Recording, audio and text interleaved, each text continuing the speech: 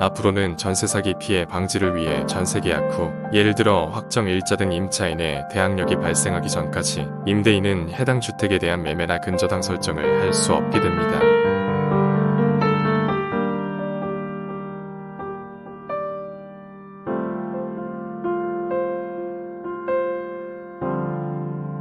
또 그동안은 전셋집이 경매에 넘어갈 경우 임차인의 보증금보다 우선적으로 변제되는 체납세금 등이 얼마인지 임대인의 협조 없이는 확인할 수 없었으나 앞으로는 임대주택의 선순위 권리관계에 대한 정보도 세입자가 쉽게 확인할 수 있게 제도가 변경됩니다. 아울러 공인중개사는 임차인에게 선순위 권리관계를 확인할 수 있는 권한이 있다는 것을 의무적으로 설명해야 하고 임대차 표준계약서에도 반영됩니다.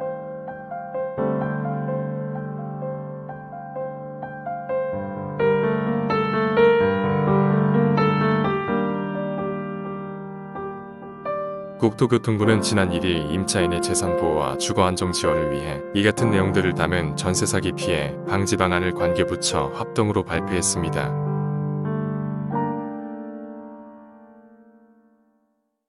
최근 임대차 계약 종료 후 보증금을 돌려받지 못하는 전세 피해가 증가하고 있고 계약 정보가 부족한 임차인을 노린 악의적 전세 사기도 급증하고 있습니다. 등록임대사업자는 지난해 8월부터 주택도시보증공사에 임대보증금 보증 가입이 의무화되었음에도 불구하고 여전히 가입하지 않은 임대사업자가 이 제도 도입 후 100일호나 적발되어 과태료를 최대 3천만원을 부과받기도 했습니다.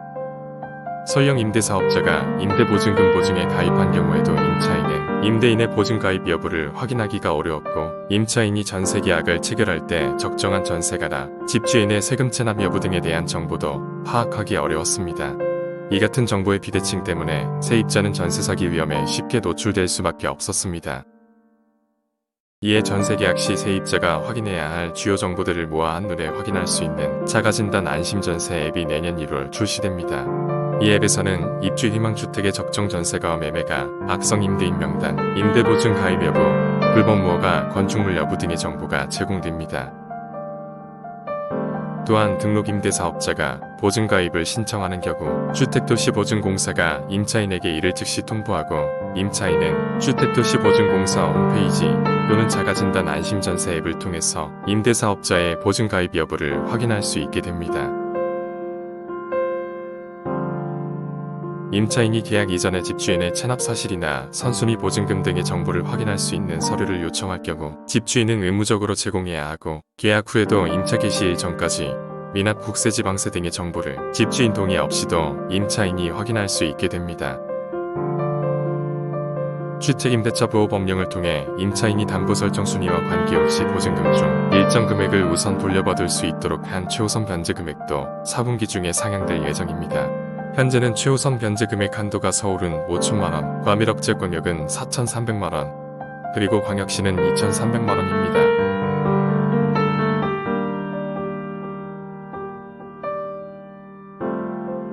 아울러 임차인에게 선순위 권리관계를 확인할 수 있는 권한이 있다는 것을 공인중개사가 의무적으로 설명하도록 하고 임대차 표준계약서에도 이를 반영할 계획입니다.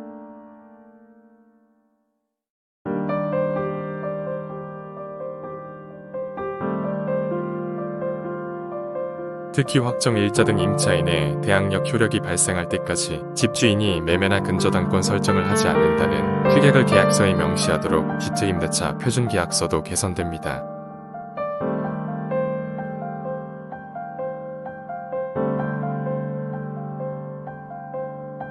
이 밖에도 주택의 적정 시세가 반영될 수 있도록 믿을만한 감정평가사를 추천받아 가격을 산정하고 공시가 적용을 기존 150%에서 140%로 낮추는 등 주택가격 산정 체계도 개선됩니다.